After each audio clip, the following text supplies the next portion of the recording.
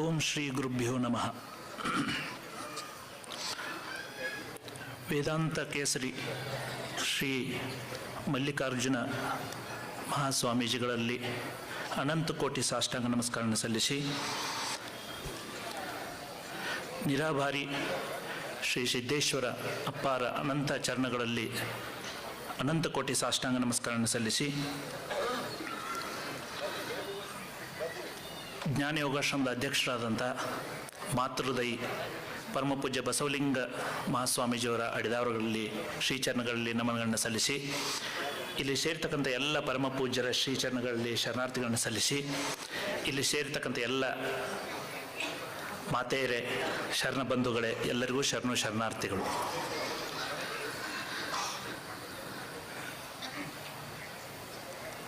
ಎರಡು ವರ್ಷದ ಹಿಂದೆ ನಾನು ಈ ಕಾರ್ಯಕ್ರಮದಲ್ಲಿ ಭಾಗವಹಿಸಿದ್ದೆ. ಸಿದ್ದೇಶ್ವರ ಅಪ್ಪಾರ ಬಗ್ಗೆ ಒಂದೆರಡು ಮಾತುಗಳನ್ನು ಹೇಳಬೇಕು ಅಂತ ಕೇಳಿಕೊಂಡಾಗ ನಾನು ಅವಾಗ ಬಂದು ಮಾತನಾಡಿದ್ದೆ. ಸಿದ್ದೇಶ್ವರ ಅಪ್ಪಾರಿಗೆ ಪರಿಸರ, ಸ್ವಚ್ಛತೆ, ಕೃಷಿ, ಗಿಡ ಮರ ಇದೆಲ್ಲ ಬಹಳ ಇಷ್ಟ. ಆದ್ದರಿಂದ ಸ್ವಚ್ಛತೆ ವಿಷಯದಲ್ಲಿ ನೀವು ಮಾತನಾಡಬೇಕು ಅಂತ ಹೇಳಿ ಬಸವಲಿಂಗಪ್ಪರ ಕೇಳಿದಾಗ ಬಂದು ನಾನೊಂದೆರಡು ತೊಡೆದಲ್ ನುಡಿಗಳನ್ನು ಹೇಳಿದ್ದೆ. 4 ದಿವಸದ ಹಿಂದೆ ಮತ್ತೊಂದು ಸಲ ಬಸವಲಿಂಗಪ್ಪರು ಫೋನ್ ಮಾಡಿದ್ದರು ನನಗೆ. ಹಿಂದೆ ಒಂದು 20-25 ದಿವಸದಿಂದ ಫೋನ್ ಮಾಡಿದಾಗ, ಇಲ್ಲ ನೇಗಿಲಿ ಯೋಗಿ ಕಾರ್ಯಕ್ರಮ ಮಾಡ್ತಾ ಇದ್ದೀವಿ, ಸ್ವಲ್ಪ ಕೃಷಿ ಬಗ್ಗೆ ನೀವು ಮಾತನಾಡಬೇಕು ಅಂತ ಹೇಳಿದರು. ಆಗಲೇ ಅಪ್ಪಾರೆ ಅಂತ ಹೇಳಿದರು. ಇಲ್ಲ, ನೀವು ದಯಾ ಮತ್ತು ಧರ್ಮ ಇದ್ರ ಬಗ್ಗೆ ಮಾತನಾಡಬೇಕು ಅಂತ ಹೇಳಿದಾಗ, ಆಗಲೇ ಅಪ್ಪಾರೆ ಅಂತ ಹೇಳಿದೆ ನಾನು. ಇದು ಹೆಂಗಂದರೆ ಕಸ ಹುಡುಗರನ್ನ ಕರ್ಕೊಂಡ್ಬಂದು ಪಾಠ ಮಾಡಿ ಅಂತ ಹೇಳಿದಂಗೆ. ನಾನು ಮಂಗಳೂರಲ್ಲಿ ಒಂದು 8-10 ವರ್ಷ ಕಸ ಗುಡಿಸಿದವನು. ಕಸದ ವಿಷಯದಲ್ಲಿ ಏನ್ರಿ ಮಾತನಾಡ್ಬೋದೇನೋ, ಆದರೆ ಅಪ್ಪರ ಆದೇಶ ಆಗಿತ್ತು, ಇಲ್ಲ ಇದ್ರ ವಿಷಯದಲ್ಲಿ ನೀವು ಮಾತನಾಡಬೇಕು, ಇದು ಪೂಜ್ಯ ಸಿದ್ದೇಶ್ವರ ಅಪ್ಪರ ಒಂದು ಆಶಯ, ಇದು ನೀವು ಬಂದು ಮಾತನಾಡಬೇಕು ಅಂತ ಹೇಳಿದಾಗ ಅವರ ಅಪ್ಪಣೆ ಅಂತ ತಮ್ಮ ಮುಂದೆ 2 ತೊದಲು ನುಡಿಗಳನ್ನ ಹೇಳಲಿಕ್ಕೆ ನಾನು ನಿಂತಿದ್ದೀನಿ. ಇಲ್ಲಿವರೆಗೂ ತಾವೆಲ್ಲರೂ ವಿದ್ವಾಂಸರಾದಂಥ ಪ್ರೊಫೆಸರ್ VS ಮಾಳಿಯವರದು ಮತ್ತು ಆತ್ಮೀಯರಾದ ಸಂಗಮೇಶ್ ಬಬಲೇಶ್ವರ್ ಅವರದು, ಪೊಲೀಸ್ ಅಧಿಕಾರಿಯಾದಂಥ ಆತ್ಮೀಯರಾದಂಥ ಎಲಿಗಾರ್ ಅವರದು, ಇವ್ರ ಮಾತುಗಳನ್ನೆಲ್ಲ ಕೇಳಿದಿರಿ. ಜೊತೆಗೆ ಈ ಕಾರ್ಯಕ್ರಮವನ್ನು ಉದ್ಘಾಟಿಸಿದಂಥ ಬಸವರಾಜ್ ಪಾಟೀಲ್ ಅವ್ರ ಮಾತುಗಳನ್ನು ತಾವು ಕೇಳಿದಿರಿ. ಕೊನೆಗೊಂದು 10 ನಿಮಿಷ ನಾನು ಮಾತನಾಡಬೇಕು ಅಂತ ಪೂಜ್ಯ ಅಪ್ಪಣೆಯಾಗಿದೆ, ಆದ್ದರಿಂದ ನಾನು ಇಲ್ಲಿ ನಿಂತಿದ್ದೀನಿ. ಇದೆಲ್ಲಕ್ಕಿಂತ ಮೊದಲಿಗೆ ಪೂಜ್ಯ ಸಿದ್ದೇಶ್ವರ ಅಪ್ಪರ ಕೃಪಾ ನನ್ನ ಮೇಲೆ ಬಹಳ ಆಗಿದೆ. ನಾನು ಸುಮಾರು 1989 ಮೊದಲ ಬಾರಿಗೆ ಜೂಗುಳದಲ್ಲಿ ನಾನು ಸಿದ್ದೇಶ್ವರ ಅಪ್ಪರನ್ನು ನೋಡಿದ್ದೆ. ನಾನು ಅವಾಗ 2ನೇ ಕ್ಲಾಸಲ್ಲೇ ಇರ್ಬೋದೇನೋ. ಸಿದ್ದೇಶ್ವರ ಅಪ್ಪರಿಗೆ ಜೂಗುಳ ಅಂದರೆ ಭಾಳ ಇಷ್ಟ ಅಂತ ನನಗೂ ಗೊತ್ತಿತ್ತು. ಆದರೆ ಒಂದು 2 ವರ್ಷದ ಹಿಂದೆ ನಾನು ಜೂಗುಳಕ್ಕೆ ಒಂದು ಕಾರ್ಯಕ್ರಮಕ್ಕೆ ಹೋಗಿದ್ದೆ ನಾನು. ಅವಾಗ ಅಲ್ಲಿದ್ದವರೊಬ್ರು ಹೇಳಿದರು, ಇಲ್ರಿ ಅಪ್ಪರ, ಅವರು ನಮ್ಗೆ ಹೇಳಿದರು, ನಿಮ್ಮ ಊರಾಗ ಇಷ್ಟು ಹೊಲಸೈತಲ್ಲಪ್ಪ, ಇನ್ಮೇಲೆ ನಾ ಇಲ್ಲಿ ಬರೋದಿಲ್ಲ, ನೀವು ಇದನ್ನೆಲ್ಲ ಸ್ವಚ್ಛ ಮಾಡಿರಿ ಅಂತ ನಮ್ಗೆ ಹೇಳಿದರು. ಅದಕ್ಕೆ ನೀವು ಇದ್ದಿದ್ರೆ ನಾವು ಇದನ್ನೆಲ್ಲ ಸ್ವಚ್ಛ ಮಾಡ್ತಿದ್ದೀವಿ ಅಂತ ನಮ್ಗೆ ಹೇಳಿದರು. ಸಿದ್ದೇಶ್ವರ ಅಪ್ಪರಿಗೆ ಸ್ವಚ್ಛತೆ ಅಂದರೆ ಭಾಳ ಇದೊಂದು ಮೌಲ್ಯ, ಇದು ಶುಚಿತ್ವ, ಇದು ಮೌಲ್ಯ, ಅದು ಅಪ್ಪರಿಗೆ ಭಾಳ ಇಷ್ಟ. ಪರಿಸರ, ಸ್ವಚ್ಛತೆ. ನಾನು ಸ್ವಚ್ಛ ಭಾರತ ಕಾರ್ಯಕ್ರಮ, ಸ್ವಚ್ಛ ಮಂಗಳೂರು ಕಾರ್ಯಕ್ರಮ, ಮಂಗಳೂರಲ್ಲಿ ಒಂದು 11,000 ನಿಮ್ಮಂಥ ಎಲ್ಲ ಭಕ್ತರನ್ನು ವಾಲಂಟಿಯರ್ಸ್ ಸೇರಿಸ್ಕೊಂಡು ಮಾಡಿದಾಗ ಅದ್ರ ಬಗ್ಗೆ ನಾನು ಅಪ್ಪರಿಗೆ ಹೇಳಿದಾಗ ಅವರು ಅನೇರಲ್ಲಿದ್ದರು. ಅವ್ರಿಗೆ ಕಾಲಿಗೆ ಪೆಟ್ಟಾಗಿ ಅಲ್ಲಿ ವಿಶ್ರಾಂತಿ ಪಡಿತಾ ಇದ್ದರು. ನಾನು ಹೋಗಿ ಈ ವಿಚಾರವನ್ನು ಅವ್ರನ್ನ ದರ್ಶನ ಮಾಡ್ಲಿಕ್ಕೆ ಹೋದವನು. ನಾನು ಕನೇರಿ ಅಪ್ಪರ ಪರಿಚಯ ಮಾಡಿದರು. ಇವ್ನು ನೋಡ್ರಿ ಹಿಂಗೆ ಮಂಗಳೂರಲ್ಲೆಲ್ಲ ಕೆಲಸ ಮಾಡಿದ್ದಾನೆ ಸ್ವಚ್ಛತೆನ. ಸುಮಾರು 1.5 ಗಂಟೆ ಕೇಳಿದ್ದಾರೆ ಅವರು. ಅವ್ರಿಗೆ ಎಷ್ಟು ಖುಷಿ ಆಯಿತು ಅಂತಂದರೆ ಒಂದು ಮಾತನ್ನು ಅವ್ರು ಹೇಳಿದರು, ಇಲ್ರಿ ನಮ್ಮ ಭಾರತ ದೇಶಕ್ಕೆ, ಪೂಜ್ಯ ಅಪ್ಪರ ಮಾತಿವೆಲ್ಲ, ಭಾರತ ದೇಶಕ್ಕೆ ಯಾವಾಗ ಅಪಾಯಗಳೆಲ್ಲ ಬಂದಿದೆ, ಈ ದೇಶವನ್ನು ಕಾಪಾಡಿದವರು ಸನ್ಯಾಸಿಗಳು. ಹಾಗೆ ಇವತ್ತು ಸರ್ಕಾರ ಕಡೆ ಕೂಡ ಇದು ಕೆಲಸ ಮಾಡಲಿಕ್ಕೆ ಆಗ್ತಾ ಇಲ್ಲ, ದೊಡ್ಡ ಸಮಸ್ಯೆ ಕೂತ್ಕೊಂಡ್ಬಿಟ್ಟಿದೆ ಇದು ಕಸ ಅನ್ನುವಂಥದ್ದು, ತ್ಯಾಜ್ಯ ಅನ್ನುವಂಥದ್ದು. ಅಂಥದ್ದಕ್ಕೆ ಇವರು ಒಂದು ವೈಜ್ಞಾನಿಕವಾದ ಸಂಶೋಧನೆ ಮಾಡಿ ಅದಕ್ಕೊಂದು ಪರಿಹಾರವನ್ನು ಕಂಡುಹಿಡಿದು ಅದನ್ನು ಇಂಪ್ಲಿಮೆಂಟ್ ಮಾಡಿದ್ದಾರೆ. ಸಿದ್ದೇಶ್ವರಪ್ಪರ ಒಂದು ಮಾತು ಹೇಳ್ತಿದ್ರು, ಹೇಳೋದನ್ನೆಲ್ಲ ಹೇಳಿ ಆಗಿದೆ, ಇನ್ನು ಹೇಳಬೇಕಾದದ್ದು ಏನೂ ಇಲ್ಲ. ನಾವೆಲ್ಲ ಮಾಡೋದು ಬಾಕಿ ಇದೆ ಅಂತ ಹೇಳಿ. ಹಾಗಾಗಿ ನಾವೆಲ್ಲರೂ ಏನು ಮಾಡಬೇಕಾಗಿದೆ ಅಂದರೆ ಅವ್ರು ಏನು ಹೇಳಿದಾರೋ ಅದನ್ನು ನಡಿಬೇಕಾಗಿದೆ. ಪರಿಸರದ ಬಗ್ಗೆ ಸಾಕಷ್ಟು ಮಾತಾಡ್ತಿದ್ರು, ಗಿಡ ಮರಗಳ ಬಗ್ಗೆ ಸಾಕಷ್ಟು ಮಾತಾಡ್ತಿದ್ರು, ಹಕ್ಕಿ ಪಕ್ಷಿಗಳ ಬಗ್ಗೆ ಮಾತಾಡ್ತಿದ್ರು, ಸ್ವಚ್ಛತೆ ಬಗ್ಗೆ ಮಾತಾಡ್ತಿದ್ರು, ಹೇಳ್ತಿದ್ರು ನಮಗೆಲ್ಲ. ಅಂಥ ಒಂದು ಅವರ ಆಶಯದಂತೆ ನಾನೊಂದು ಪುಟ್ಟ ಹೆಜ್ಜೆ ನೀಡುವಂಥ ಪ್ರಯತ್ನವನ್ನು ಮಾಡಿದ್ದೀನಿ. 2 ವರ್ಷದ ಹಿಂದೆ ಬಂದಾಗ ನಾನು ಅದ್ರ ಬಗ್ಗೆ ಸಾಕಷ್ಟು ವಿವರವಾಗಿ ಇದೇ ವೇದಿಕೆಯಲ್ಲಿ ಮಾತನಾಡಿದ್ದೀನಿ. ಅದರಿಂದ ಅದರ ಬಗ್ಗೆ ಏನೂ ಹೆಚ್ಚಿಗೆ ಹೇಳಲಾರೆ. ಅದರ ಪೂಜ್ಯ ಅಪ್ಪಾರ ಒಂದು ಪ್ರೇರಣೆಯಿಂದ ಆ ಕೆಲಸಗಳು ಕೂಡ ಇವತ್ತಿಗೂ ಕೂಡ ಮುಂದುವರಿತಾ ಇದೆ. ಇಷ್ಟು ಹೇಳಿ, ದಯೆ ಮತ್ತು ಧರ್ಮದ ಬಗ್ಗೆ ಸಾಕಷ್ಟು ಬಾರಿ ನೀವು ಈ ಶಬ್ದಗಳನ್ನೆಲ್ಲ ಕೇಳಿದ್ದೀರಿ. ದಯವಿಲ್ಲದ ಧರ್ಮ ದಾವುದಯ್ಯ, ದೈವೇ ಬೇಕು ಸಕಲ ಪ್ರಾಣಿಗಳಲ್ಲಿ, ದೈವೇ ಧರ್ಮದ ಮೂಲವಯ್ಯ ಅಂತ ಶಬ್ದಗಳನ್ನು ಸಾಕಷ್ಟು ಕೇಳಿದ್ದೀರಿ. ಆ ಹಿನ್ನೆಲೆಯಲ್ಲಿ ಇವತ್ತು ಇವು ವಿಷಯಗಳನ್ನು ಕೂಡ ಪೂಜ್ಯರು ಇಟ್ಟಿದ್ದಾರೆ.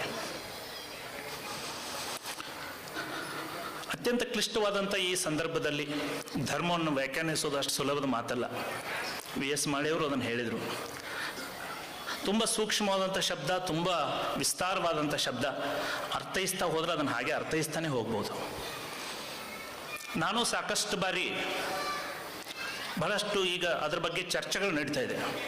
ಬಂದಂಥ ಭಕ್ತರು ನಮ್ಮನ್ನು ಕೇಳ್ತಾರೆ, ಇದ್ರ ಬಗ್ಗೆ ನಿಮ್ಮ ಅಭಿಪ್ರಾಯ ಏನ್ರಿ ಅಂತೇಳಿ.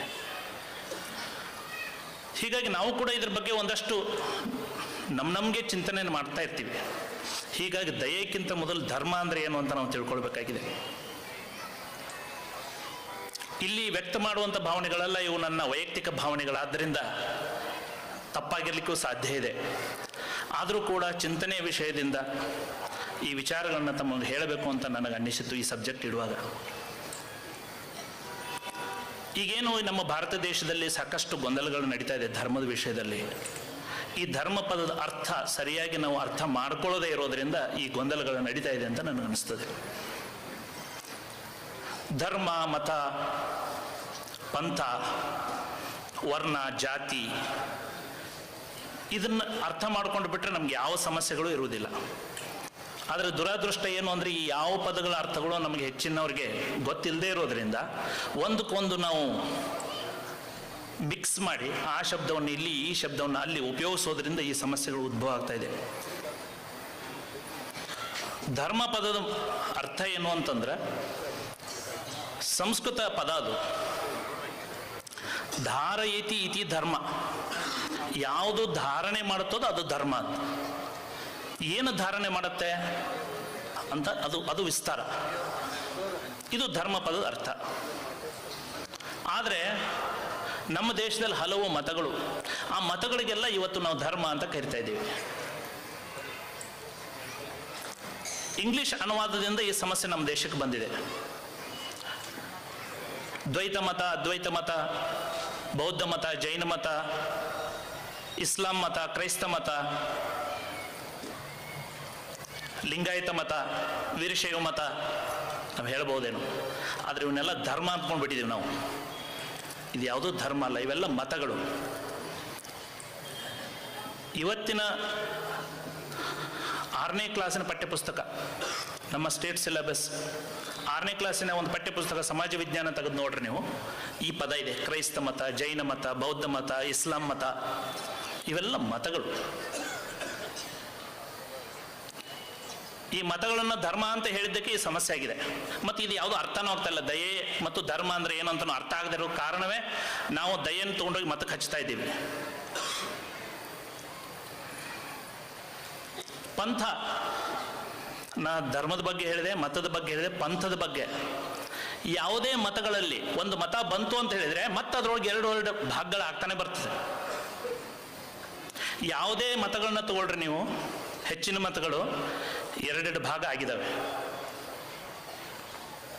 ಕ್ರೈಸ್ತ ಮತ ತಗೊಳ್ರಿ, ಕ್ಯಾಥಲಿಕ್ ಮತ್ತು ಪ್ರೊಟೆಸ್ಟೆಂಟ್ ಅಂತ ಅವರಲ್ಲಿದೆ, 2 ಇದೆ, 2 ಪಂಥಗಳು. ಜೈನ್ಸಲ್ಲಿ ತಗೊಳ್ರಿ, ಜೈನರಲ್ಲಿ ತಗೊಳ್ರಿ, ಶ್ವೇತಾಂಬರ ಮತ್ತು ದಿಗಂಬರ ಅಂತ ಆಗಿದೆ. ಬೌದ್ಧರಲ್ಲಿ ತಗೊಳ್ರಿ, ಹೀನಾಯನ ಮತ್ತು ಮಹಾಯಾನ ಅಂತ ಆಗಿದೆ. ಇಸ್ಲಾಮಲ್ಲಿ ತಗೊಳ್ರಿ, ಶಿಯಾ ಮತ್ತು ಸುನ್ನಿ ಅಂತ ಇದೆ. ಹೀಗೆ ಒಂದು ಮತ ಬಂತು ಅಂತ ಹೇಳಿದರೆ ಅದರೊಳಗೆ ಮತ್ತೆ 2 ಪಂಥಗಳು ಬರಲಿಕ್ಕೆ ಸಾಧ್ಯತೆಗಳು ಇದೆ ಮತ್ತು ಬಂದಿದ್ದಾವೆ. ಅದು ಅದರ ನೇಚರ್, ಅದು ಮನುಷ್ಯನ ನೇಚರ್, ಅದು ಇಂಡಿಪೆಂಡೆಂಟಾಗಿ ಥಿಂಕ್ ಮಾಡೋದು ಮನುಷ್ಯನ ನೇಚರ್ ಅದು. ಹೀಗಾಗಿ ಒಂದು ಮತದಲ್ಲಿ 2 ಪಂಥಗಳಿದ್ದರೆ ಬೇಜಾರು ಮಾಡ್ಕೊಳ್ಬೇಕಾಗಿಲ್ಲ, ಒಡಿತು ಅಂತ ನಾವ್ಯಾರು, ಒಬ್ರಿಗೆ ಅದು ಇಷ್ಟ ಇರ್ತದೆ, ಇನ್ನೊಬ್ರಿಗೆ ಇದು ಇಷ್ಟ ಇರ್ತದೆ. ಅದರೊಳಗೆ ಸ್ವಲ್ಪ ಮಾಡಿಫಿಕೇಶನ್, ನಾವು ಬೆಳೀತಾ ಇದೀವಲ್ವ, ನಾಗರಿಕತೆ ಬೆಳಿತಾನೆ ಇದೆ. ಹಾಗೆ ಧಾರ್ಮಿಕ ಕ್ಷೇತ್ರದಲ್ಲಿ ಕೂಡ ಅಥವಾ ಆಧ್ಯಾತ್ಮಿಕ ಕ್ಷೇತ್ರದಲ್ಲಿ ಕೂಡ ನಾವು ಬೆಳಿತಾನೆ ಇದ್ದೀವಿ. ಬೆಳೀತಾ ಇದ್ದಾಗ ಮನುಷ್ಯನ ಆಲೋಚನೆಗಳು ವ್ಯತ್ಯಾಸ ಆಗ್ತಾನೆ ಹೋಗ್ತವೆ. ವಿವೇಕಾನಂದ್ರ ಅಮೆರಿಕಕ್ಕೆ ಹೋದಾಗ ಅಲ್ಲಿ ಅವ್ರು ಕೇಳಿದ್ರು ಅವ್ರನ್ನ, ಏನ್ರಿ ನಿಮ್ಮ ದೇಶದಲ್ಲಿ ಇಷ್ಟೊಂದು ಮತಗಳಿದಾವಲ್ಲ, ಇಷ್ಟೊಂದು ದೇವರುಗಳಿದಾವಲ್ಲ, ಅವರೆಲ್ಲ ಏಕದೇವೋಪಾಸನೆ ಮಾಡೋರು, ಕ್ರೈಸ್ತನನ್ನು ನಂಬಬೇಕು ಅಂದ್ರೆ ಅವನೇ, ಮತ್ತೆ ನೀವು ಅವ್ನು ನಂಬಲಿಲ್ಲ ಅಂದ್ರೆ ಪರಿಹಾರ ಇಲ್ಲ. ನಮ್ಮ ದೇಶದಲ್ಲಿ ಹಾಗಿಲ್ಲ. ಸ್ವಾಮೀಜಿ ಹೇಳ್ತಾರೆ, ನಮಗೆಲ್ಲ ಕಡಿಮೆ ಅದು ರೀ, 30 ಕೋಟಿ ನಮಗೆ ಇದನ್ನೇ ದೇವತೆಗಳು ಕಡಿಮೆ ಅದು. ನಾನು ಹೇಳ್ತೀನಿ, ಪ್ರತಿಯೊಬ್ಬರಿಗೂ ಒಂದೊಂದು ರಿಲಿಜನ್ ಇರಬೇಕು ಅಂತ. ಮತ, ರಿಲಿಜನ್ ಅಂದ್ರೆ ಧರ್ಮ ಅಂತ ಅನುವಾದ ಮಾಡಬೇಡ್ರಿ. ಧರ್ಮಕ್ಕೆ ಪದ ಅನುವಾದ ಆಗಕ್ಕೆ ಬರೋದಿಲ್ಲ, ಯಾಕಂದ್ರೆ ಅವ್ರಿಗೆ ಕಾನ್ಸೆಪ್ಟ್ ಗೊತ್ತಿಲ್ಲ. ಪ್ರತಿಯೊಬ್ಬರಿಗೂ ಒಂದೊಂದು ರಿಲಿಜನ್ ಇರಬೇಕು, ಪ್ರತಿಯೊಬ್ಬ ವ್ಯಕ್ತಿಗೂ ಒಂದೊಂದು ದೇವರು ಇರಬೇಕು, ಅವನದೇ ಥಿಂಕಿಂಗ್ ಇರಬೇಕು ಅಂತ ನಾನು ಹೇಳ್ತೀನಿ ಅಂತ ವಿವೇಕಾನಂದ ಹೇಳ್ತಾರೆ. ಹೀಗಾಗಿ ಮತಗಳಲ್ಲಿ ಪಂಥಗಳಾದರೆ ಯಾರೂ ಮನುಷ್ಯಗೆ ಹಚ್ಕೊಳ್ಬೇಡ್ರಿ. 2 ಅಲ್ಲ, 200 ಆಗಲಿ, 2000 ಆಗಲಿ, 2 ಕೋಟಿ ಆಗಲಿ, ಏನು ಸಮಸ್ಯೆ ಇಲ್ಲ. ವರ್ಣ ಮತ್ತು ಜಾತಿ, ಇದ್ರ ಬಗ್ಗೆ ಕೂಡ ನಮಗೆ ಸ್ವಲ್ಪ ಗೊಂದಲಗಳದಾವು. ವರ್ಣ ಅಂದ್ರೆ ಏನು? ವರ್ಣ ಅಂದರೆ ಬಣ್ಣ ಅಂತ ಅಷ್ಟೆ. ನಾವು ಅನ್ನೋದಿಲ್ಲ, ಅವನ ಬಣ್ಣ ಬಯಲಾಯಿತು ಅಂತ ಹೇಳಿ. ಅಂದ್ರೆ ಏನು? ಅವನ ಸ್ವಭಾವ ಬಯಲಾಯಿತು ಅಂತ. ಸ್ವಭಾವ ಕೂಡ ವರ್ಣ ಅಂತ ಹೇಳ್ತೀವಿ. ಸ್ವಭಾವಕ್ಕೆ ಅನುಗುಣವಾಗಿ ನಮ್ಮ ಭಾರತೀಯ ಪರಂಪರೆಯಲ್ಲಿ, ಭಾರತೀಯ ಸಂಸ್ಕೃತಿಯಲ್ಲಿ ವಿಭಾಗಗಳನ್ನು ಮಾಡಿದ್ರು. ನಾನು ಚೆನ್ನಾಗಿ ಓದ್ತೀನಿ ಅಂತ ಭಾವಿಸ್ಕೊಳ್ಳೋಣ, ಅಥವಾ ನಾ ಕಸದಲ್ಲಿ ಕೆಲಸ ಮಾಡ್ತೀನಿ ಅಂತ ಭಾವಿಸ್ಕೊಳ್ಳೋಣ, ನಾನೊಬ್ಬ ಶೂದ್ರನಾಗ್ಬೋದು. ಶೂದ್ರ ಅಂದ್ರೆ ಏನು? ಆ ಪದ ಕೆಟ್ಟ ಪದ ಅಲ್ಲ ಅದು, ಈಗ ನಮ್ಮ ಕೈಯಲ್ಲಿ ಕೆಟ್ಟಾಗಿದೆ ಶಬ್ದ, ಅದಷ್ಟೇ. ಅದು ಚೆನ್ನಾಗಿ ಅಧ್ಯಯನ ಮಾಡೋನು ಪ್ರೊಫೆಸರ್. ಈಗ ಮಾಡಿ ಸರ್ ಅದಲ್ಲ, ಅವ್ರು ಬ್ರಾಹ್ಮಣರು. ಬ್ರಾಹ್ಮಣ ಅಂತ ಹೇಳಿದ ತಕ್ಷಣ ಈಗೆಲ್ಲ ನಮ್ಗೆ ಸಿಟ್ಟು ಬಂದ್ಬಿಡ್ತದೆ. ಪ್ರೊಫೆಸರ್ ಅಂದ್ರೆ ಅದಾಗ್ಬೋದು. ಪ್ರೊಫೆಸರ್ ಅಂದ್ರೆ ನಮ್ಗೆ ಓಕೆ, ಬ್ರಾಹ್ಮಣ ಅಂತ ಹೇಳಿದ್ರೆ ಆಗಲ್ಲ. ಹಾಗೆಲ್ಲ ಈ ಪ್ರತಿಯೊಬ್ಬರಿಗೂ ಸ್ವಭಾವಕ್ಕೆ ಅನುಗುಣವಾಗಿ ಅವನು ಚೆನ್ನಾಗಿ ಅಧ್ಯಯನ ಮಾಡ್ತಾನೆ, ವಿಶ್ಲೇಷಣೆ ಮಾಡ್ತಾನೆ, ಚೆನ್ನಾಗಿ ಪಾಠ ಮಾಡ್ತಾನೆ ಅಂತ ಹೇಳಿದರೆ ಅವನು ಪ್ರೊಫೆಸರ್. ಆ ಕ್ಯಾಟಗರಿ ಚೆನ್ನಾಗಿ ಅಧ್ಯಯನ ಮಾಡೋನು ಮತ್ತು ಸಮಾಜಕ್ಕೆ ಬೋಧನೆ ಮಾಡೋನು ಬ್ರಾಹ್ಮಣ. ಈಗ ಎಲ್ಲಿಗಾರು ಸರ್ ಇದ್ರಲ್ಲ, ಅವ್ರು ಯಾರು? ಸೈನಿಕರು, ಕ್ಷತ್ರಿಯರವರು. ಇದು ನಮ್ಮ ಸ್ವಭಾವಕ್ಕೆ ಅನುಗುಣವಾಗಿ. ನಂಗೆ ದೇಶ ರಕ್ಷಣೆ ಮಾಡಲಿಕ್ಕೆ ನನಗೆ ಇಷ್ಟ, ನಾನು ಪೊಲೀಸ್ ಇಲಾಖೆ ಸೇರ್ತೀನಿ. ಈಗ ಹೇಳಿದ್ರು ಅವ್ರು, ಇಲ್ರಪ್ಪ ನಾ ಮಧ್ಯದಲ್ಲಿ ಹೋಗ್ತೀನಿ, ಯಾಕಂದರೆ ರಾತ್ರಿ ಎಲ್ಲ ಬಂದೋಬಸ್ತ್ ಇದೆ, ಇದು ಹೊಸ ವರ್ಷ ನೋಡಿ, ಅವ್ರು ರಕ್ಷಣೆ ಮಾಡ್ಲಿಕ್ಕೆ ಹೋದ್ರು. ಅವ್ರು ಕ್ಷತ್ರಿಯರವರು. ವ್ಯಾಪಾರ ಮಾಡೋರು ಇಲ್ವ? ಇಲ್ಲಿ ಬೇಕಾದಷ್ಟು ಜನ ವ್ಯಾಪಾರ ಮಾಡ್ತಾ ಇದ್ದಾರಲ್ವ, ಅವರೆಲ್ಲ ಯಾರು? ವೈಶ್ಯರು. ಇವರೆಲ್ಲರಿಗೂ ಸರ್ವಿಸ್ ಕೊಡಬೇಕಲ್ಲ. ವ್ಯಾಪಾರ ಮಾಡೋನಿಗೆ ಚೀಲ ತಂದು ಹಾಕಲೇಬೇಕು, ಯಾವುದೇ ಸಮಾಜ ಆದರೂ ಕೂಡ. ಶೂದ್ರನ್ನ ತೆಗೆದು ಬಿಡ್ತೀನಿ ಅಂತ ಹೇಳಿದರೆ ನಾಳೆ ಕಸ ಗುಡಿಸೋರು ಯಾರು ಹೇಳ್ರಿ ನೋಡೋಣ? ನಮ್ಮಂಥವ್ರು ಬೇಕಲ್ವ ನಿಮಗೆ? ಎಲ್ಲರೂ ಕೊಳೆ ಮಾಡಿದ್ದು ಸ್ವಚ್ಛ ಮಾಡೋಕ್ಕೊಬ್ರು ಬೇಕಲ್ಲ. ಅದು ನಾವು ಶೂದ್ರರು. ಶೂದ್ರ ಅಂದರೆ ಪದ ತಪ್ಪಂತ ತಿಳ್ಕೊಳ್ಳಿಕ್ಕೆ ಹೋಗಲೇಬೇಡಿ ನೀವು. ಆದರೆ ಕಾಲಾಂತರದಲ್ಲಿ ನಮ್ಮ ಜನ್ಮ ಹುಟ್ಟಿನಿಂದ ಶುರುವಾದದಕ್ಕೆ ಈ ಸಮಸ್ಯೆಗಳು ಶುರುವಾಯಿತು. ನಮ್ಮ ದೇಶದಲ್ಲಿ ಎಂದು ಹುಟ್ಟಿನಿಂದ ಬರ್ತಿರಲಿಲ್ಲ, ಕಾಲಾಂತರದಲ್ಲಿ ಬಂದಿದೆ. ಈಗ ಇದಕ್ಕೀಗ ಒಂದು ಮಕ್ಕ ಬಂದಿದೆ, ಅದ್ರ ಮುಂದೆ ಆ ದೀಪಕ್ಕೆ ಬರ್ತದೆ ಇಲ್ವಾ? ಭಾಳಷ್ಟು ಹೊತ್ತು ಉರಿಯೋದ್ರಿಂದ ಬರುತ್ತೆ. ನಾವೇನು ಮಾಡ್ತೀವಿ? ತಾಯಂದ್ರು ಮಕ್ಕ ತೆಗೆದು ಮತ್ತೆ ಹಚ್ತಾರೆ. ಹಂಗೆ ನಮ್ಮದೇ ಇರ್ಬೋದು, ನಮ್ಮ ಪರಂಪರೆಯಲ್ಲಿ ಬಂದಿರ್ಬೋದು. ಅದನ್ನು ತೆಗಿಯೋಣ, ನಾವೇ ತೆಗಿಯೋಣ, ತೊಂದರೆ ಇಲ್ಲ. ಭಾಳಷ್ಟು ದಿವಸ ಇದ್ದರೆ ಯಾವುದು ಹಳೆತನಕ್ಕೆ ಬಿದ್ದರೂ ಕೂಡ ಸ್ವಲ್ಪ ಸಮಸ್ಯೆಗಳು ಬರೋದೆ, ಅದನ್ನು ಮತ್ತೆ ಪುನರುಜ್ಜೀವನಗೊಳಿಸೋದು. ಹೀಗಾಗಿ ಇದು ಯಾವುದೂ ಕೂಡ ನಮ್ಮ ಜಾತಿಗಳು. ವರ್ಣ ಹೇಳಿದ್ನಲ್ಲ, ಇನ್ನು ಜಾತಿಗಳಂದ್ರೆ ಏನು? ನಾವು ಸನ್ಯಾಸಿಗಳೆಲ್ಲ ಒಂದು ಜಾತಿ. ನಾವು ನಮ್ಮ ಸ್ವಭಾವಕ್ಕೆ ಅನುಗುಣವಾಗಿ ನಾವು ಒಂದು ಆಗ್ತೀವಿ ನೋಡಿ, ಅದೇ ಜಾತಿ. ಸನ್ಯಾಸಿಗಳದ್ದೇ ಒಂದು ಜಾತಿ. ಸನ್ಯಾಸಿಗಳಿಗೆ ಮತ್ತೆ ಸಪ್ರೇಟ್ ಜಾತಿ ಇಲ್ಲ ನಮ್ಗೆ. ಅವ್ರು ಹೇಳ್ಬೋದು ಈ ಸಮಾಜದ ಸ್ವಾಮಿಗಳಿವರು, ಈ ಸಮಾಜ, ಅದು ನಿಮ್ಗೆ ಅರ್ಥ ಆಗಲಿ ಅಂತ ಅಷ್ಟೇ. ಆದರೆ ಮಾಂಕ್ಸ್ ಅಂದರೆ ಸನ್ಯಾಸಿಗಳದ್ದು ಒಂದು ಜಾತಿ, ಪ್ರೊಫೆಸರ್ಗಳದ್ದು ಒಂದು ಜಾತಿ, ಅಡುಗೆ ಮಾಡೋರ್ದು ಒಂದು ಜಾತಿ, ಕಸ ಗುಡಿಸೋರ್ದು ಒಂದು ಜಾತಿ. ಅದು ನಮ್ಮ ಸ್ವಭಾವಕ್ಕೆ ಅನುಗುಣವಾಗಿ ನಾವು ಬಂದು ಸೇರ್ಕೊಂಡಾಗ ಒಂದು ಗುಂಪಿಗೆ ನಮ್ಮದು ಒಂದು ಜಾತಿ. ಇದನ್ನೆಲ್ಲ ಯಾಕೆ ಹೇಳಿದೆ ಅಂದರೆ ಇದಕ್ಕೂ ಧರ್ಮಕ್ಕೂ ಅಂತ ನೇರವಾದ ಸಂಬಂಧಗಳು ಇಲ್ಲ. ನಾವು ಎಷ್ಟೋ ಪದಗಳನ್ನು ಇಂಗ್ಲೀಷಲ್ಲಿ ಹೇಳುವಾಗ ಸ್ವಲ್ಪ ಹೆಚ್ಚು ಅರ್ಥ ಆಗ್ತದೆ. ಈ ಧರ್ಮ ಅಂತಂದರೆ ವ್ಯಾಲ್ಯೂ ಸಿಸ್ಟಮ್ಗೆ ನಾವು ಧರ್ಮ ಅಂತ ಹೇಳ್ತೀವಿ. ಮತಕ್ಕೂ ಧರ್ಮಕ್ಕೂ ಸಂಬಂಧವೇ ಇಲ್ಲ, ಇದನ್ನು ಸ್ಪಷ್ಟವಾಗಿ ನೆನ್ಪಿಟ್ಕೊಳ್ಳಿ. ಈ ಬಸವಣ್ಣವ್ರ ವಚನ ಕೂಡ ಹಾಗೆ ಇದೆ. ದಯವಿಲ್ಲದ ಧರ್ಮ ಅದಾವುದಯ್ಯ. ವ್ಯಾಲ್ಯೂ ಸಿಸ್ಟಮಲ್ಲಿ ಅವ್ರು ಹೇಳ್ತಾರೆ ಹೈಯೆಸ್ಟ್ ಬೇಕಾದ ದಯೆ ನಿಮ್ಗೆ ಎಷ್ಟೇ ಇರ್ಬೋದು, ಸತ್ಯ, ಅಹಿಂಸೆ, ನಿಸ್ವಾರ್ಥತೆ, ಪರೋಪಕಾರ, ಏನಾದರೂ ಕರೀರಿ, ಅದರೊಳಗೆ ದಯೆ ಇರಲಿಲ್ಲ ಅಂತ ಹೇಳಿದ್ರೆ ಅವ್ರು ಹೇಳೋದು ಅದು ಮೂಲ ಧರ್ಮಕ್ಕೆ. ಧರ್ಮ ಅಂದರೆ ಒಂದು ವ್ಯಾಲ್ಯೂ ಸಿಸ್ಟಮ್, ಅದು ಕರಿತಿರ್ಲಿಲ್ವಾ? ರಾಮ ಕಾಡಿನಿಂದ ಬಂದ ಮೇಲೆ ರಾಜನಾದಾಗ ಅಶ್ವಮೇಧ ಯಾಗವನ್ನು ಮಾಡ್ತಾರೆ. ಅವಾಗ ಅವನಿಬ್ಬರು ಮಕ್ಕಳು ಆ ಕುದುರೆಯನ್ನು ಕಟ್ತಾರೆ.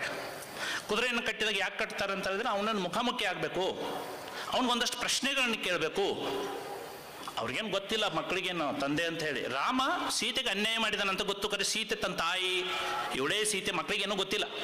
ಆದರೆ ರಾಮ ಇಂಥ ಅನ್ಯಾಯ ಮಾಡಿದಾನೆ ಅಂತ ಮಕ್ಕಳು ತಲೆಯಲ್ಲಿ ಕೂತಿದೆ.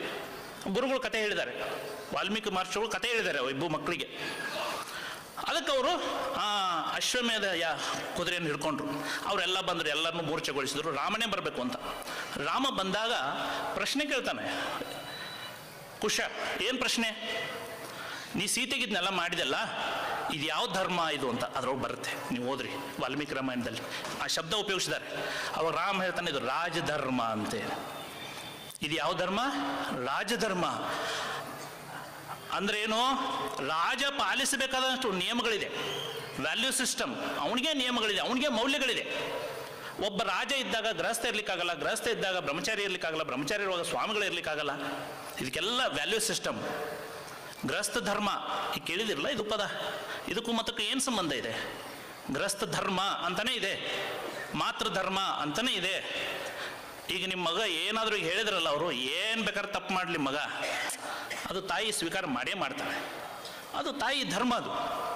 ಆದರೆ ಈ ಮತಕ್ಕೂ ಧರ್ಮಕ್ಕೂ ಸಂಬಂಧ ಇಲ್ಲ, ಸ್ಪಷ್ಟವಾಗಿ ನೆನ್ಪಿಟ್ಕೊಳ್ಳಿ. ಧರ್ಮ ಅಂದರೆ ನಾವು ಪಾಲಿಸಬೇಕಾದಂಥ ಕರ್ತವ್ಯಗಳು, ಅಥವಾ ಸಿಂಪಲ್ ಅರ್ಥ. ಇದು ಕರ್ತವ್ಯನೂ ಬರಲ್ಲ, ನಿಮ್ಗೆ ಅರ್ಥ ಆಗಲಿ ಅಂತ.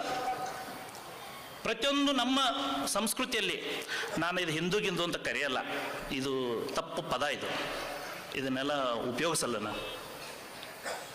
ಉಪಯೋಗಿಸಿದ್ರು ಕೂಡ ಅದಕ್ಕೆ ಒಂದು ದೊಡ್ಡ ಉಪನ್ಯಾಸ ಬೇಕು. ಈ ಹಿಂದೂ ಪದ ಬಂದದ್ದೇ 150 ವರ್ಷಗಳ ಹಿಂದೆ. 150 ವರ್ಷಗಳ ಹಿಂದೆ ಈ ಪದ ಎಲ್ಲಿಯೂ ಉಪಯೋಗ ಆಗಿಲ್ಲ. ಆಮೇಲೆ ನಮ್ಮ ಭಾರತ ದೇಶದಲ್ಲಿ ಒಂದೇ ಮತ ಅಂತ ಇಲ್ಲ, ಹಲವು ಮತಗಳು ನಮ್ಮಲ್ಲಿ. ಈ ಎಲ್ಲ ಮತಗಳನ್ನು ಸೇರಿಸಿದ್ದು ಒಂದು ಧರ್ಮ ಹಿಡಿದದ್ದು ಅಂತ ಧಾರ ಐತಿ ಹೇಳಿದ್ನಲ್ಲ, ಇವನ್ನೆಲ್ಲ ಹಿಡಿಬೇಕದು. ಈಗ ಮೌಲ್ಯಗಳನ್ನು ಹಿಡಿದದ್ದೇ ಧರ್ಮ. ಹೀಗಾಗಿ ನಮ್ಮ ಭಾರತೀಯ ಸಂಸ್ಕೃತಿಯಲ್ಲಿ ನಾವು ಈ ಮೌಲ್ಯಗಳನ್ನು ಮುಖ್ಯವಾಗಿ ಪ್ರತಿಯೊಬ್ಬ ವ್ಯಕ್ತಿಗೂ ಮೌಲ್ಯಗಳನ್ನು ನಮ್ಮ ಹಿರಿಯರು ಹಾಕಿಕೊಟ್ಟಿದ್ದಾರೆ.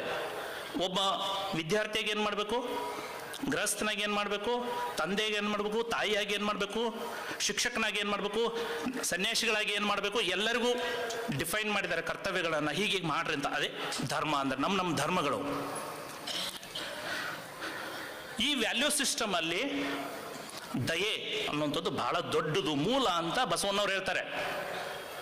ನೀ ಎಲ್ಲ ನಿನ್ನ ಯಾವುದೇ ಧರ್ಮ ಇರಲಿ, ಆ ಧರ್ಮದಲ್ಲಿ ದಯೆ ಇರಬೇಕು. ದಯೆ ಧರ್ಮದ ಮೂಲ. ಈ ಎಲ್ಲ ವ್ಯಾಲ್ಯೂ ಸಿಸ್ಟಮ್ ಮೂಲ ಯಾವುದು ಅಂದರೆ, ಈ ದಯೆ ಇಲ್ಲದಿದ್ದರೆ ನೀವು ಏನನ್ನಾದರೂ ಮಾಡ್ರಿ, ಉಪಯೋಗ ಇಲ್ಲ ಅದು. ಆದ್ದರಿಂದ ಬಸವಣ್ಣವರು ಈ ದಯೆ ಧರ್ಮದ ಮೂಲವಯ್ಯ, ದಯವೇ ಬೇಕು ಸಕಲ ಪ್ರಾಣಿಗಳಲ್ಲಿ. ನಾ ಇನ್ನೊಂದು ಓದಿದ್ದೆ, ಅದು ಸಿಗ್ತಾ ಇಲ್ಲ ನನಗೆ, ಬಟ್ ಅದು ಮನಸ್ಸಿಗೆ ಬರ್ತದೆ. ದಯವೇ ಬೇಕು ಸಕಲ ಪಡಿ ಪದಾರ್ಥಗಳಲ್ಲಿ ಅಂತ. ಅದು ಸಿಗ್ತಾ ಇಲ್ಲ ನನಗೆ ಎಲ್ಲೂ ಕೂಡ, ಅದರ ಅರ್ಥನೂ ನಂಗೆ ಗೊತ್ತಿಲ್ಲ. ಬಟ್ ಅದು ಹೆಂಗೋ ನಂಗೆ ಶಬ್ದ ಮನಸ್ಸಿಗೆ ಬಂದಿದೆ. ಬಟ್ ನಾ ಇವತ್ತೆಲ್ಲ ಕಡೆ ಹುಡುಕಿದೆ, ಅದು ಆ ಪಟ್ಟಿಕೆಲ್ಲ ಸಿಗಲಿಲ್ಲ. ಅಂದ್ರೆ ಏನು? ಸಕಲ ಚರಾಚರ ವಸ್ತುಗಳಲ್ಲಿಯೂ ದಯೆ ಬೇಕು ಅಂತ. ಅದು ನನ್ನ ಹಾಗೆ ಅಂತ ನಾವು ಭಾವಿಸ್ಬೇಕು. ಇದೊಂದು ದೊಡ್ಡ ಅಧ್ಯಾತ್ಮದ ವಿಷಯ ಕೂಡ ಇದೆ. ಇದನ್ನು ಈಗ ಇಷ್ಟು ಹೇಳ್ತಾ ಇದ್ರೆ ಅದೇನು ತಿಳಿಲಿಕ್ಕಿಲ್ಲ, ಅದಕ್ಕೆ ಸಿದ್ದೇಶ್ವರ ಅಪ್ಪಾರ ಬೇಕು ಅಷ್ಟು ಹೇಳ್ಬೇಕಂದ್ರೆ ನಿಮಗೆ. ಅಷ್ಟು ದೊಡ್ಡ ವಿಷಯವನ್ನು ಸಣ್ಣದಾಗಿ ಹೇಳ್ಬೇಕಂದ್ರೆ ಅವರೇ ಬೇಕು, ನಾವು ಹೇಳಲಿಕ್ಕಾಗಲ್ಲ. ಹೀಗಾಗಿ ಪ್ರತಿಯೊಂದು ವಸ್ತುವಿನಲ್ಲಿಯೂ ಕೂಡ ಅದೇ ಪರಮಾತ್ಮ ನಿಲ್ಲಿಸಿದ್ದಾನೆ. ಈಗ ನಾವೆಲ್ಲ ಬೇರೆ ಬೇರೆ ಬೇರೆ ಬೇರೆ ಕಾಣ್ತಾ ಇದ್ದೀವಿ ಅಷ್ಟೇ, ಆದರೆ ಪ್ರತಿಯೊಂದು ವಸ್ತು ಕೂಡ ನನ್ನ ಹಾಗೆ, ನಾನೇ ಅದಾಗಿದ್ದೀನಿ. ಆದ್ದರಿಂದ ಅದಕ್ಕೆ ನೋವಾದರೆ ನನಗೂ ಆಗ್ತದೆ, ಆದ್ದರಿಂದ ಅದಕ್ಕೆ ನೋವು ಮಾಡಬಾರ್ದು ಅಂತ ಭಾವಿಸ್ಬೇಕು. ಅದು ಮೊದಲನೇ ಹೆಜ್ಜೆ, ಅದು ನಾವು ಭಗವಂತನನ್ನು ಪಡೆದುಕೊಳ್ಳಿಕ್ಕೆ. ಹೀಗಾಗಿ ಈ ದಯೆಯನ್ನು ಪ್ರತಿಯೊಂದು ಚರಾಚರ ವಸ್ತುಗಳಲ್ಲೂ ಕೂಡ ಅದೇ ಇದೆ. ಇದಕ್ಕೊಂದು ರಾಮಕೃಷ್ಣ ಪರಮಹಂಸರು ಭಾಳ ಒಂದು ಸುಂದರವಾದಂಥ ಒಂದು ಕಥೆನೂ ಹೇಳ್ತಾರೆ, ಭಾಳ ತಮಾಷೆಯಾಗಿದೆ. ಒಂದು ಆಶ್ರಮ ಇರ್ತೈತಿ, ಇದೇ ರೀತಿ ಈ ರೀತಿ ಎಲ್ಲ ಕಾಡಿನಲ್ಲಿ ಆಶ್ರಮ. ಅದು ಕಾಡಿನಲ್ಲಿ ಒಂದು ಆಶ್ರಮ, ಗುರುಗಳು ಪಾಠ ಮಾಡ್ತಾ ಇರ್ತಾರೋ. ಅವ್ರು ಹೇಳ್ತಾರೆ, ಸರ್ವಭೂತಗಳಲ್ಲೂ ಕೂಡ ಅದೇ ಭಗವಂತ ಇದ್ದಾನೆ, ನೀವೆಲ್ಲ ದಯಾವಂತರಾಗಬೇಕು, ನಿಮ್ಮ ಹಾಗೆ ಅದು ಅಂತ ಭಾವಿಸಬೇಕು ಅಂತ ಪಾಠ ಮಾಡ್ತಾರೆ. ಇದೇ ರೀತಿ ನಾನು ಹೆಂಗೆ ಪಾಠ ಮಾಡಿದ್ದಾರೆ ಈಗ ಹೇಳ್ತಾ ಇದ್ದಲ್ಲ, ಹೀಗೆ ಹೇಳ್ತಾರೆ. ಅವ್ರಿಗೆ ಬ್ರಹ್ಮಚಾರಿಗಳು ಎಲ್ಲರೂ ಖುಷಿ ಆಗ್ತದೆ, ಎಲ್ಲರೂ ನಾವೆಲ್ಲ ಒಂದೇ, ನಾನು ನೀನು ಒಂದೇ, ಯಾಕಂದರೆ ನಮ್ಮಲ್ಲೆಲ್ಲ ಭಗವಂತ ಇದ್ದಾನೆ. ಎಲ್ಲ ಚರಾಚರ ವಸ್ತುಗಳು, ಆ ವಸ್ತುಗಳಲ್ಲಿ ಕೂಡ ಭಗವಂತನಿದ್ದಾನೆ, ಎಲ್ಲ ಪ್ರಾಣಿಗಳಲ್ಲೂ ಅದೇ ಭಗವಂತ ಇದ್ದಾನೆ, ಗಿಡಗಳಲ್ಲೂ ಅದೇ ಇದ್ದಾನೆ. ಖುಷಿ ಆಗುತ್ತೆ ಬ್ರಹ್ಮಚಾರಿಗಳಿಗೆ. ಅವಾಗ ಸಮಿತ್ತು ಅಂತಂದರೆ ಕಾಡಿಗೆ ಕಟ್ಟಿಗೆ ತರಲಿಕ್ಕೆ ಹೋಗ್ಬೇಕಾಗಿತ್ತು. ಅಡುಗೆ ಮಾಡಬೇಕು ಅಂದ್ರೆ ಕಟ್ಟಿಗೆ ತಂದ ಮೇಲೆ ಅಡುಗೆ ಆಗೋದು. ಪ್ರತಿ ದಿವಸ ಬ್ರಹ್ಮಚಾರಿಗಳು ಕಾಡಿಗೆ ಹೋಗಿ ಕಟ್ಟಿಗೆ ತರಬೇಕು. ಹಾಗೆ ಈ ಪಾಠ ಎಲ್ಲ ಮುಗೀತು. ಅವ್ರು ಹೇಳ್ತಾರೆ, ಹೋಗಿ ಸಮಿತ್ತು ತೊಗೊಂಬರಪ್ಪ, ಈಗ ಡ್ಯೂಟಿ ನಿಮಗೆ ಅಂತ ಹೋಗ್ತಾರೆ ಕಾಡಿಗೆ ಕಟ್ಟಿಗೆ ತರಲಿಕ್ಕೆ. ಕಾಡಿಗೆ ಕಟ್ಟಿಗೆ ತರಲಿಕ್ಕೆ ಹೋದಾಗ ಈ ಬ್ರಹ್ಮಚಾರಿ ಪಾಠ ಕೇಳ್ತಾನೆ ಒಬ್ಬ. ಅವ್ನು ನೆನಪು ಬರುತ್ತೆ, ಎಲ್ಲ ಜೀವಿಗಳಲ್ಲೂ ಅವನೇ ಇದ್ದಾನೆ, ಅವನೇನೋ ತಲೆಯಲ್ಲಿ ತಿರುಗ್ತಾ ಇರ್ತದೆ. ಕೊನೆಗೆ ಅಲ್ಲೊಂದು ಆನೆ, ಮದಿಸಿದ ಆನೆದ್ದು ಅಂದರೆ ಮದ ಬಂದ ಆನೆ, ಅದು ಬರ್ತಾ ಇರ್ತೈತೆ, ಅಲ್ಲಿಂದ ಓಡಿ ಬರ್ತಿರ್ತೈತೆ. ಎಲ್ಲರೂ ಓಡಿ ಹೋಗ್ತಾರೆ, ಆದರೆ ಇವು ಮಾತ್ರ ಅಲ್ಲೇ ನಿಲ್ತಾನೆ. ನನ್ನ ಗುರುಗಳು ಹೇಳಿದಾರಲ್ಲ, ಇವತ್ತು ಪ್ರತಿಯೊಂದು ವಸ್ತುವಿನಲ್ಲೂ ಭಗವಂತನೇ ಇದ್ದಾನೆ, ಈ ಆನೆಯಲ್ಲಿ ಕೂಡ ದೇವರೇ ಇದ್ದಾನೆ, ನಾನು ಕೂಡ ದೇವರೇ, ನಾವಿಬ್ರು ಒಂದೇ. ಅವನು ಅಲ್ಲೇ ನಿಲ್ತಾನೆ. ಅದ್ರ ಮೇಲೆ ಒಬ್ಬ ಮಾವುತ ಕೂತಿರ್ತಾನೆ, ಅದು ಮದಿಸಿದ ಆನೆ ಮಾವುತ ಇರ್ತಾನೆ. ಅವನು ಹೇಳ್ತಾನೆ, ದಂಡಿ ಹೋಗ್ರಿ, ಮದಿಸಿದ ಆನೆ ಬರ್ತಾ ಇದೆ ಅಂತ. ಈ ಬ್ರಹ್ಮಚಾರಿನ ಕೇಳಲ್ಲ.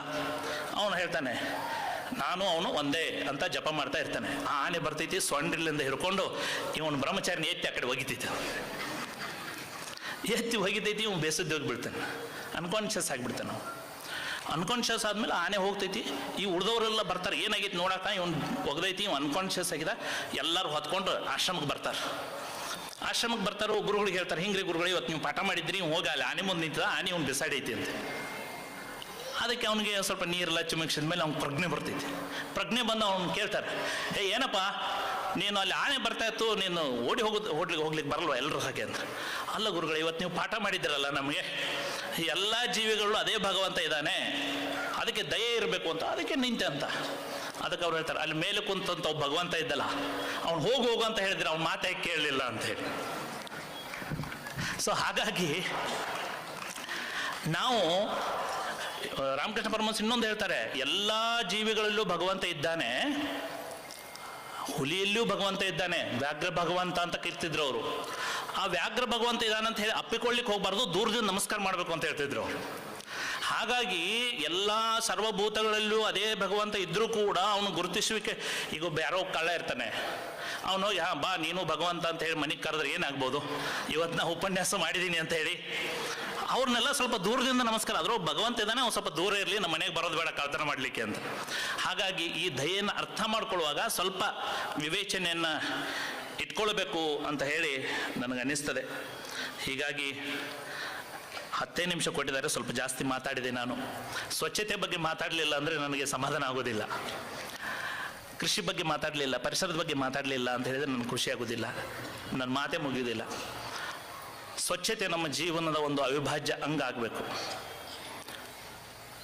ನಾವು ಸ್ವಚ್ಛತೆಯನ್ನು ತಲೆತಲಾಂತರದಿಂದ ಮಾಡ್ಕೊಂಡೇ ಬಂದವ್ರು, ನಮಗೇನು ಭಾಳ ಬುದ್ಧಿವಾದ ಹೇಳಬೇಕಾಗಿಲ್ಲ. ನಾವೆಲ್ಲ ಸ್ನಾನ ಮಾಡ್ತೀವಲ್ಲ ಪ್ರತಿ ದಿವಸ, ಮಡಿ ಬಟ್ಟೆ ಹಾಕ್ಕೊಳ್ತೀವಿ, ಸ್ನಾನ ಮಾಡ್ತೀವಿ, ಮನೆ ಹೊರಗೆ ಚಪ್ಪಲಿ ಕಳೆದು ಒಳಗೆ ಹೋಗ್ತೀವಿ, ನಮಗೆಲ್ಲ ಅವೇರ್ನೆಸ್ ಇದೆ. ಸ್ವಚ್ಛತೆ ಬಗ್ಗೆ ನಮಗೆ ಜಾಗೃತಿ ಇರೋದ್ರಿಂದನೇ ನಾವು ಕಸವನ್ನು ಮನೆಯಿಂದ ಹೊರಗೆ ಒಗೆಯೋದು. ಇಲ್ಲಾಂದ್ರೆ ಏನಾಗ್ತಿತ್ತು, ಮನೆಯಲ್ಲೇ ಇರ್ತಿತ್ತು. ಕಾರಿಂದ ಕಸ ಯಾಕೆ ಹೊರಗೆ ಹಾಕ್ತಾರೆ? ಅವ್ನು ಜಾಗೃತಿ ಇದೆ, ನನ್ನ ಕಾರು ಸ್ವಚ್ಛವಾಗಿರ್ಬೇಕು ಅಂದರೆ ಸ್ವಚ್ಛತೆ ಜಾಗೃತಿ ಮನುಷ್ಯನಿಗಿದೆ. ಹಾಗಾದ್ರೆ ಏನು ಮಾಡಬೇಕು ಅಂತ ಹೇಳಿದರೆ, ತಾಯಂದ್ರೆ ಭಾಳಷ್ಟು ಜನ ಇಲ್ಲಿ ಕೂತಿದ್ದೀರಿ, ಕಸದಲ್ಲಿ 2 ವಿಭಾಗ, ಒಣ ಕಸ ಹಸಿ ಕಸ ಸಪ್ರೇಟ್ ಮಾಡಿ. ಅಡಿಗೆ ಮನೆಯಿಂದ ಬರೋದು ಮುಸ್ರಿ ಒಂದು ಕಡೆಗೆ, ಒಣ ಕಸ ಪ್ಲಾಸ್ಟಿಕ್ಕು ಪೇಪರು ಅವನ್ನೆಲ್ಲ, ಈಗ ಏನೋ ನಿಮ್ಮದು ಎಣ್ಣೆ ಬರ್ತದೆ ಪೇಪರ್ ಪ್ಲಾಸ್ಟಿಕ್ ಕಟ್ ಮಾಡ್ತೀನಿ ಅದನ್ನೊಂದು ಕಡೆ ಹಾಕ್ರಿ, ಪೇಪರಲ್ಲಿ ಏನೋ ಬರ್ತೈತೆ ಹಾಕ್ರಿ ಅದೊಂದು ಕಡೆ ಹಾಕ್ರಿ, ಮುಸ್ರಿ ಒಂದು ಕಡೆಗೆ ಹಾಕ್ರಿ. ಆ ಕಾರ್ಪೊರೇಷನ್ ಅವರು ಒಟ್ಟಿಗೆ ತೊಗೊಂಡು ಹೋಗ್ಲಿ, ತೊಂದರೆ ಇಲ್ಲ. ಸದ್ಯಕ್ಕೆ ನೀವೇನು ಅದನ್ನ ಬಗ್ಗೆ ತಲೆ ಕೆಡಿಸ್ಕೋಬೇಡ್ರಿ, ನಿಮ್ಮ ಮನ್ಯಾಗ ನೀವು ಸಪ್ರೇಟ್ ಮಾಡಿರಿ. ಸಾಧ್ಯವಾದವ್ರ ಮನೇಲಿ ಕಾಂಪೋಸ್ಟ್ ಮಾಡಿರಿ. Compost methodology ಭಾಳದವು.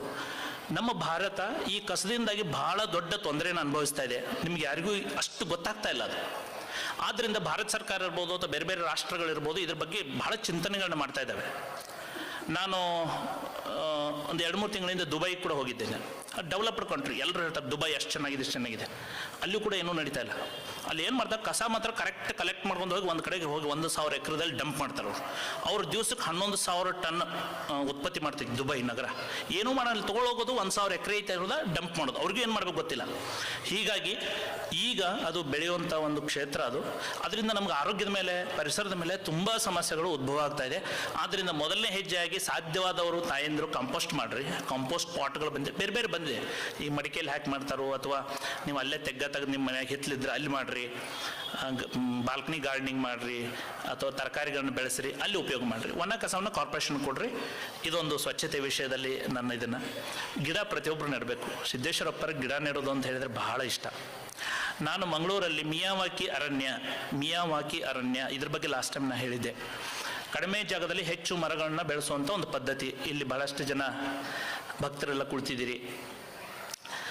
ಕಡಿಮೆ ಜಾಗದಲ್ಲಿ ಹೆಚ್ಚು ಮರಗಳನ್ನು 2x2 ಅಥವಾ ಸ್ಕ್ವೇರ್ ಮೀಟರ್ಗೆ 4 ಗಿಡ ನೆಡುವಂಥ ಸಿಸ್ಟಮೇ ಮಿಯಾವಾಕಿ ಸಿಸ್ಟಮ್. ಇವತ್ತೆಲ್ಲರ ಹತ್ರ ಮೊಬೈಲ್ ಇದೆ, ಅದನ್ನು ಹಾಕಿ ನೋಡಿ. ಮಿಯಾವಾಕಿ ಅರ್ಬನ್ ಫಾರೆಸ್ಟ್ ಗಿಡಗಳು ಅತ್ಯಂತ ವೇಗವಾಗಿ ಬೆಳಿತಾವೆ. ಒಂದು ವರ್ಷಕ್ಕೆ 30 ಅಡಿ ಗಿಡಗಳು ಬೆಳಿತಾವೆ, ಭಾಳ ಫಾಸ್ಟ್ ಬೆಳಿತಾವೆ. ಕಡಿಮೆ ಜಾಗದಲ್ಲಿ ನಾವು 2 ಗುಂಟೆದಲ್ಲಿ 400 ಗಿಡ ಹಾಕಿದ್ದೀವಿ. ಹೀಗಾಗಿ ಈ ಪರಿಸರ ಸಂರಕ್ಷಣೆ ಮಾಡೋದು ಹೆಂಗಪ್ಪ ಅಂತ ಹೇಳಿದ್ರೆ, ಹೆಚ್ಚು ಮರಗಳನ್ನು ಬೆಳಿಬೇಕು. ಅದಕ್ಕಿಂತ ಮರ ಅಂಥ ಮರ ಅಂತ ಇಲ್ಲ, ನಮಗೆ ಬರುವಂಥ ಸಾಮಾನ್ಯವಾಗಿ ನಮ್ಮ ದೇಶದಲ್ಲಿರುವಂಥ, ವಿದೇಶ ಇದ್ದಲ್ಲ ನಮ್ಮ ದೇಶದಲ್ಲಿ ಬರುವಂಥ ಗಿಡಗಳನ್ನು ಬೆಳೆಸ್ರಿ, ಅರಣ್ಯವನ್ನು ಬೆಳೆಸ್ರಿ. ಅದು ನಿಜವಾಗಿ ನಾವು ಸಿದ್ದೇಶ್ವರಪ್ಪರ ಕೊಡುವಂಥ ನೈಜ ಶ್ರದ್ಧಾಂಜಲಿ. ಗಿಡ ಎಷ್ಟು ಬೆಳೆಸ್ತೀವಿ ಅದು ನೈಜ ಶ್ರದ್ಧಾಂಜಲಿ ಆಗ್ತೈತಿ. ಆದ್ದರಿಂದ ಗಿಡ ಕಡಿಯಾಕಂತೂ ಬಿಡಬೇಡ್ರಿ, ಗಿಡ ಯಾರಿಗೂ ಕಡಿಯಾಕೆ ಬಿಡಬೇಡ್ರಿ. ಎಷ್ಟೇ ಕಷ್ಟ ಆಗಲಿ, ಗಿಡ ಬೆಳೆಸೋದು ಭಾಳ ಕಷ್ಟ ಐತಿ. ಅಂಥದ್ರಿಂದ ಕಡಿಲಿಕ್ಕೆ ಬಿಡೋದು ಬೇಡ. ಸಿದ್ದೇಶ್ವರ ಅಪ್ಪರು ನಮ್ಮ ನಡುವಿದ್ರು, ನಾವೆಲ್ಲವೂ ನೋಡಿದ್ದೀವಿ ಅವ್ರನ್ನ. ನಾವೇನು ಸ್ಪೆಷಲಾಗಿ ಅಧ್ಯಯನ ಮಾಡಬೇಕಾಗಿಲ್ಲ. ಅವ್ರು ನಮ್ಮ ಜೊತೆಗಿದ್ದರು, ನಮಗೆ ಪಾಠ ಮಾಡಿದ್ದಾರೆ, ನಮಗೆ ಹೇಳಿದ್ದಾರೆ, ನಮಗೆ ಜೀವನ ಕಲಿಸ್ಕೊಟ್ಟಿದ್ದಾರೆ. ಸ್ವತಃ ಅವರೇ ನಮ್ಮ ಜೊತೆಗಿದ್ದು ಹೇಗೆ ನಡಿಬೇಕು ಅಂತ ಹೇಳಿಕೊಟ್ಟಿದ್ದಾರೆ. ಅವರ ಏನು ಮಾರ್ಗದಲ್ಲಿ ತೋರಿಸಿದಾರೋ ಆ ಮಾರ್ಗದಲ್ಲಿ ನಾವು ಹೆಜ್ಜೆಯನ್ನು ಇಡೋಣ, ಅವರ ಆಶೀರ್ವಾದವನ್ನು ಪಡೆಯೋಣ. ಅದೇ ನಿಜವಾದ ಅವರಿಗೆ ಸಲ್ಲಿಸುವಂಥ ನಾವು ನಮನ ಅಂತ ಹೇಳ್ತಾ, ನನ್ನನ್ನು ಕರೆದು 4 ವಿಚಾರಗಳನ್ನು ಹೇಳಲಿಕ್ಕೆ ಅವಕಾಶ ಮಾಡಿಕೊಟ್ಟಂತಹ ಜ್ಞಾನಯೋಗಾಶ್ರಮದ ಎಲ್ಲ ಪೂಜ್ಯರಲ್ಲಿ, ವಿಶೇಷವಾಗಿ ಪರಮ ಪೂಜ್ಯ ಶ್ರೀ ಬಸವಲಿಂಗ ಮಹಾಸ್ವಾಮಿಗಳವರ ಅಡಿದಾವರಗಳಲ್ಲಿ ನಾನು ನಮನಗಳನ್ನು ಸಲ್ಲಿಸ್ತೇನೆ. ಹಾಗೂ ನನ್ನ ಈ 2 ನುಡಿ ಪುಷ್ಪಗಳನ್ನು ಪರಮ ಪೂಜ್ಯ ನಿರಾಭಾರಿ ಸಿದ್ದೇಶ್ವರ ಮಹಾಸ್ವಾಮೀಜಿಯವರ ಅಡಿದಾರುಗಳಲ್ಲಿ ಸಲ್ಲಿಸಿ ನನ್ನ ಮಾತುಗಳಿಗೆ ವಿರಾಮ ಹೇಳ್ತೇನೆ. ಎಲ್ಲರಿಗೂ ಶುಭವಾಗಲಿ. ನಮಸ್ಕಾರ. ಇಲ್ಲಿಯವರೆಗೂ ಎಲ್ಲರ ಮನ ಮುಟ್ಟುವಂತೆ ಅರ್ಥಪೂರ್ಣ, ಅನುಭವಪೂರ್ಣ ನುಡಿಗಳನ್ನು ಆಡಿರತಕ್ಕಂಥ ಪರಮ ಪೂಜ್ಯನೀಯರಾಗಿರತಕ್ಕಂಥ ಶ್ರೀ ನಿಜಲಿಂಗ ಮಹಾಸ್ವಾಮೀಜಿಯವರಿಗೆ ಆಶ್ರಮದ ಸದ್ಭಕ್ತರಿಂದ ಗೌರವ ಸತ್ಕಾರ. ಅದೇ ರೀತಿಯಾಗಿ ಇಂದಿನ ಮಹಾಪ್ರಸಾದದ ಸೇವೆಯನ್ನು ಗೈದಿರತಕ್ಕಂಥ ನಾಗಠಾಣದ ಶ್ರೀ ಬಾಬು ಕೋನೂರವರಿಗೆ ಆಶ್ರಮದ ವತಿಯಿಂದ ಗೌರವ ಸತ್ಕಾರ ಅವರು ಸ್ವೀಕರಿಸಬೇಕಾಗಿ ಅವರಲ್ಲಿ ವಿನಂತಿ.